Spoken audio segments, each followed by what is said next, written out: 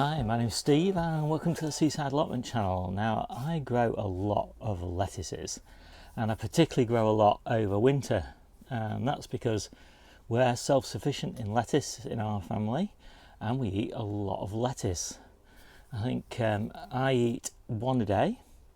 My wife eats probably 3 or 4 a week, so that's at least 10. Big salads, really big salad mixes. My daughter and her partner, they eat 2 or 3.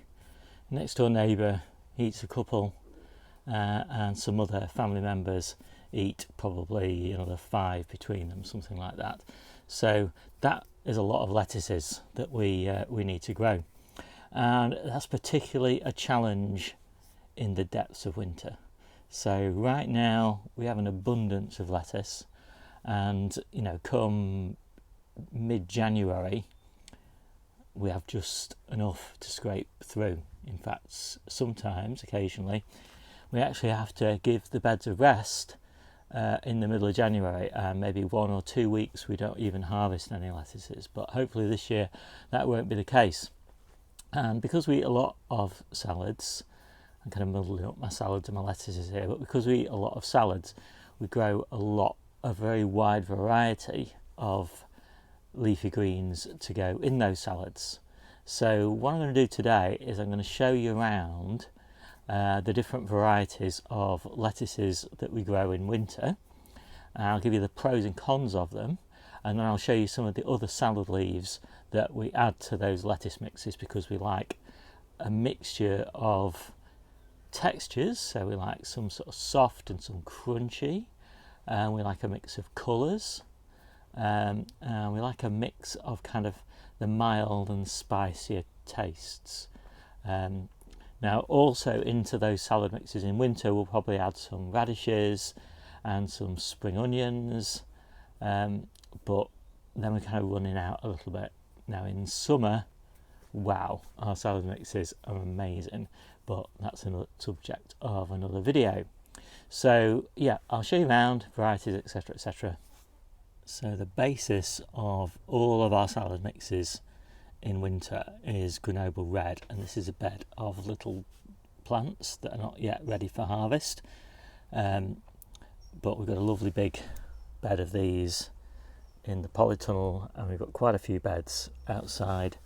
This is the hardiest lettuce we grow, and it just keeps on throwing out new leaves all the way through winter, and to date we've never had a problem with green fly or anything like that on it, and that makes it a kind of amazing staple. So the basis, probably 30% of all the leaves in a salad mix will be Grenoble Red. So next up will be Freckles, and again this is a super hardy lettuce, keeps on growing, but it's not quite as interesting. The taste is okay, but the texture is just not quite as much crunch. It's a very soft leaf by comparison with the Grenoble Red. The Grenoble Red actually does get more of a tinge of red to it as well in winter, whereas this Freckles, that's the most colour you ever see on it. But it's still a really good lettuce, and maybe 10% of the mix will be Freckles. And we've got this reasonably sized bed here and one other big bed of that. So next up is Bijou. Now this is a really lovely deep red lettuce. It's quite mild. We really love it. It's again quite soft. These are only, again, baby plants. Look a bit more interesting when they grow a little bit bigger. You can see all my little tomatoes growing there, volunteers. And so again, maybe 10% or something of the mix will be Bijou, and we're primarily adding this for colour. Next up is Roxie. Now Roxie isn't a fantastic lettuce in the heart of winter, but on the run up, October, November into December, and then sort of mid-February onwards, this is a lovely lettuce, and it's got quite thick, kind of a slightly crunchy leaf, but it's gorgeous sort of bronze colour. and yeah, really nice. I really like it, even though we tend to lose a few in the heart of winter, although we're growing some in the polytunnel this time, so hopefully they'll be better. And then mixed in here in all my beds, loads and loads of spring onions, which of course we'll add to those salad mixes. We have the greens, of course, as well as the white. Next one is Navara, and again, these are beautiful lettuces, little plants these, but like Roxie, these are not brilliant in the heart of winter, but they're not too bad in the run-up, you know, October, November, and then they're really great if you can keep them alive from sort of middle of February onwards, although I tend to plant new plants in February and plant those out in March. And then we are massive fans of radicchio, and we grow Palarossa and Caesar, and these are Palarossa, and so we tend to save these until the heart of winter, so December and January. And although they don't, you know, they sometimes look like a little bit rotten, the outer leaves, the inner red with white ribs hearts are absolutely gorgeous. They're, you know, I mean, obviously a radicchio has a tendency to be a little bit bitter, but the really succulent hearts, which is what we use, they are, it's not succulent, really crunchy hearts that we use are really, really mild, and they just add amazing colour and amazing texture to the salad mixes. So those are really gorgeous, and we're looking forward to them. But it's a bit of a waste at this time of year to use them because we've got so many other lettuces that are available. So we just leave these beds to grow on, and they're completely hardy, which is great. And we've got one other bed, so we've got 3 beds in total of those. And then we've got winter density. I just planted these today, interplanted with spring onions. And again, these are a really nice, mild, crunchy leaf, or at least a fairly crunchy rib.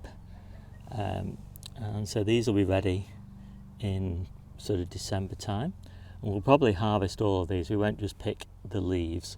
We'll probably harvest the whole plants because they don't survive incredibly well over winter. Tend to get a bit of stem rot on them. So they're just there just for the crunch. And then we'll add some watermelon radish, and those are gorgeous looking. You know, these are the purple hearted winter radishes. The leaves look nice as well, but they're not fantastic in salads. They're a little bit tough. They work really well in smoothies. And then we'll add some baby leaf kale, and this is red rhubarb, and this is a lovely little leaf. This is the sort of size or smaller that you want to be picking it. Don't let it grow to that sort of size. We've let it grow that big because we use those leaves in smoothie mixes. And then we're almost there. Next one is spinach. It's really nice to add a little bit of baby leaf spinach.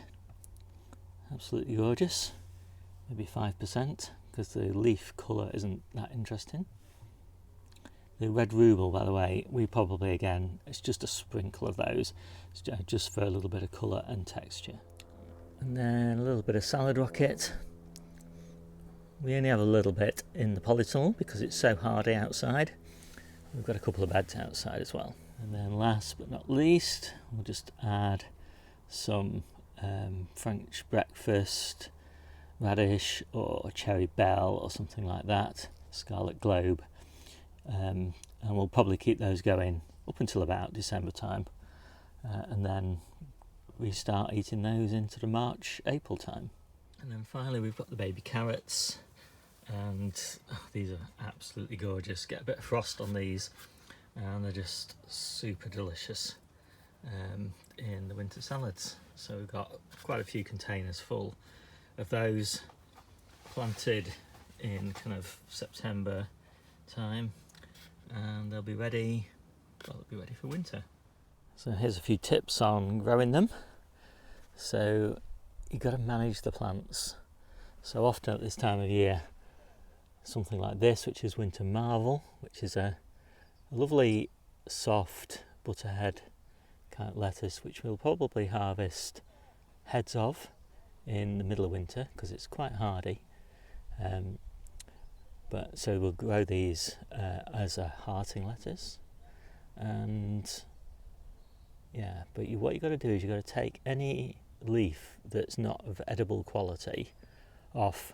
So big messy sprawling plants like this with lots of low quality leaves. You can see all these sorts of leaves. Get rid so that you're left with plants like this, and because this is what you want really at this time of year. Good, high quality, little sturdy plants. And just keep an eye on them. And in particular, you're always looking for slugs and caterpillars. And by taking the leaves off on a regular basis, every 2 or 3 weeks, then you'll spot them. And of course, right now, these leaves are not really edible quality. But pretty soon you'll have nice leaves like this, which you're ready to take off, and those are. So whilst you're managing your plants for winter, you're growing your food in autumn. You might be thinking, what about cucumbers and tomatoes and stuff like that? Well, we do add those when we've got them, but right now we're just finishing our tomatoes, and we won't have tomatoes again now until around Christmas time, when we've got our Christmas tomatoes. I'll just pop a picture up of last year so you can see what they look like, and they're just grown in pots in the conservatory with a variety like Red Robin. And cucumbers, we're actually growing cucumbers this year. Again, we're growing those in the conservatory. I'll pop a picture of those up.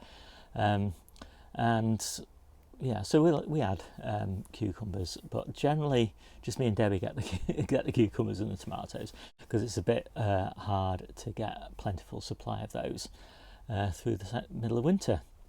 So I think there we go. I hope you like that little insight into our winter salad mixes. We love them. I hope you do too. See you soon.